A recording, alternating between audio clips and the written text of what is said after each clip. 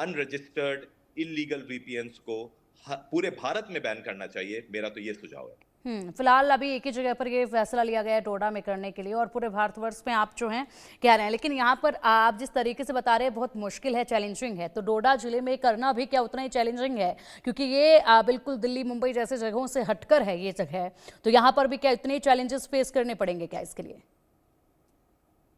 देखिए, मैं आपको रियल लाइफ एग्जांपल देता हूं। जैसे कोई कॉन्ट्राबैंड सामान लेकर गाड़ी जा रही है, उसके लिए जगह जगह नाकाबंदी लगाई जाती है और उसको रोकने का प्रयास किया जाता है। फिर भी ये मुश्किल होता है, लेकिन असंभव नहीं होता है। इसी तरह इंफॉर्मेशन गेटवेज होते हैं, वहां पर हम अपने फिल्टर्स लगा सकते हैं, वहां पर हम अपने आइडेंटिफाइंग सॉफ्टवेयर टूल्स लगा सकते हैं, जिससे कि हमें ये पता चल सकता है कि कहां कहां इलीगल वीपीएन्स का इस्तेमाल हो रहा है।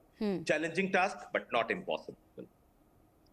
ठीक है, तो पहले सबसे पहले इसको पता करना है कहाँ कहाँ पर यूज़ हो रहा है, उसके बाद जो है इस पर काम करना है किस तरीके से इसको बंद करना है, और साथ ही साथ ये भी कहा गया है सरकार की तरफ से कि अगर कोई भी इसका इस्तेमाल करते पाया जाता है या फिर इस नियम का उल्लंघन किया जाता है तो उन पर सख्त कार्रवाई जो है वो भी की जाएगी।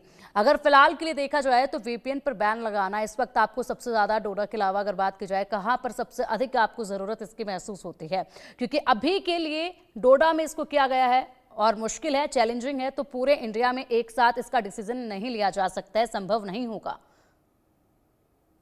देखिए, वीपीएन का बैन करना ये एक स्ट्रेटेजिक डिसीजन है। इसको काफी सोच समझ के लेना चाहिए, क्योंकि वीपीएन के फिर भी कुछ फायदे होते हैं। लोगों की प्राइवेसी, लोग अपने आईपी एड्रेस पब्लिक नहीं करना चाहते हैं, उसके लिए इसका इस्तेमाल होता है। लेकिन क्रिमिनल्स वीपीएन ना यूज कर सके, और साथ ही साथ जो वेबसाइट, जो पोर्टल्स, जो एप्लीकेशंस बैन की गई हैं, लेकिन वीपीएन का इस्तेमाल करके उन पोर्टल्स, वेबसाइट्स वगैरह को आराम से क्रिमिनल्स देख सकते हैं, साइबर क्रिमिनल्स देख सकते हैं, और उनका वो आराम से विजिबल हो सकती हैं इंडिया में।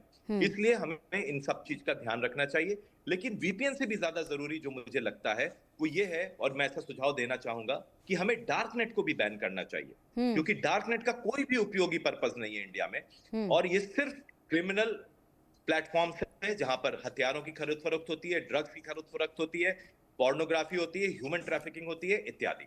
इसलिए मेरा एक और सुझाव है कि वीपीएन तो बैन करना ही चाहिए डोडा में, जहां पर हम आईपी एड्रेस क्रिमिनल्स अपने ना छुपा सकें, लेकिन साथ ही साथ डार्क नेट को भी बैन कर देना चाहिए।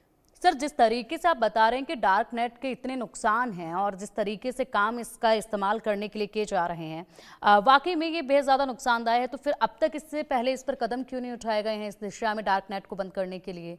क्यों नहीं इससे पहले अभी भी नहीं उठाए गए हैं? डार्क नेट को तो बंद करने के लिए वीपीएन को सिर्फ एक जगह पर बंद किया जा रहा है, लेकिन इसके लिए क्यों नहीं कदम अभी तक उठाए गए हैं? देखिए, ये गवर्नमेंटल और पॉलिसी डिसीजंस हैं, इसके बारे में मैं कमेंट नहीं कर पाऊंगा, पर मुझे लगता है कि जो हमारे विशेषज्ञ हैं, जो हमारे पॉलिसी मेकर्स हैं, इस पे जरूर काम कर रहे हैं, और हमारी तरफ से ऐसी रिपोर्ट्स लगातार रिकमेंडेशंस दिए जाते हैं।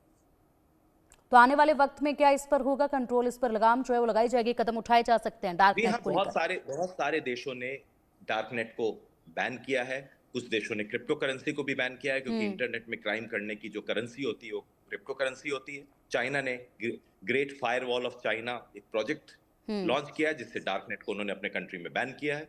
तो हो सकता है हमारे पॉलिसी मेकर्स, हमारे लेजिस्लेटर्स इस दिशा में भी सोच रहे हों और जल्दी ये कदम भी उठाया जाए। हमारा ये जरूर रिकमेंडेशन है महाराष्ट्र साइबर डिपार्टमेंट की तरफ से कि हमें अपनी राष्ट्रीय सुरक्षा को सुदृढ़ करने के लिए जो भी करना चाहिए हम जरूर करेंगे।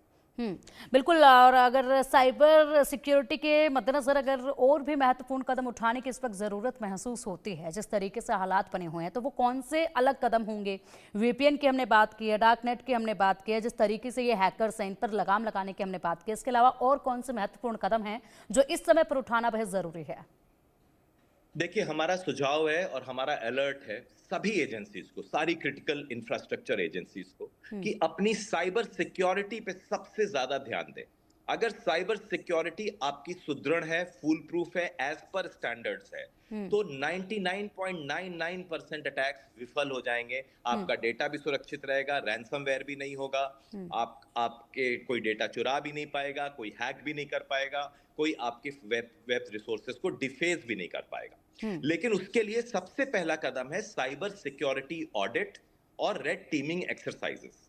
ये सब आपको किसी क्रेडिबल एजेंसी से हमें करानी चाहिए।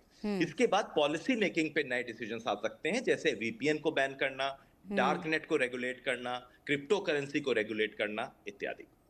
बिल्कुल, तो यानी कि अब एक जो है मजबूत पॉलिसी की बेहद ज़रूरत जो है वो महसूस होती है वीपीएन, डार्क नेट को लेकर और तमाम जो ऐसे प्लेटफॉर्म्स हैं उनको लेकर, और उम्मीद करते हैं कि बहुत जल्द इस दिशा में भी कदम जो है, ये पॉलिसी में जो बदलाव है वो हो, ताकि यहाँ पर सिक्योरिटी जो है वो और भी ज़्यादा मजबूत भारत की हो सके। फिलहाल बहुत बहुत शुक्रिया सर आपका इंडिया न्यूज़ के साथ जुड़ने के लिए, महत्वपूर्ण जानकारी हमारे दर्शकों तक पहुँचाने के लिए।